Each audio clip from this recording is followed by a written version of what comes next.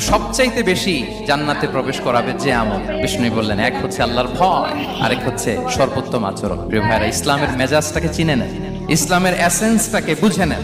আমরা ভালো আচরণকে গুরুত্ব দিতে চাই না।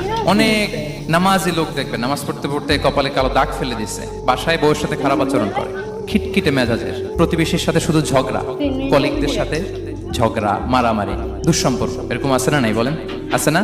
কিন্তু নামাজি, অনেক বড় হাজি, একদিনও কোরআন তেলাওয়াত মিস হয় না।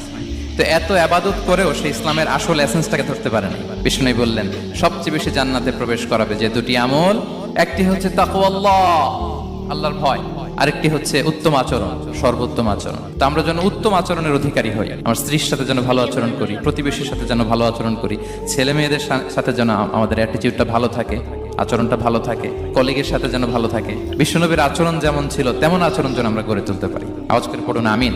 শুনানে আবু দাউদের এক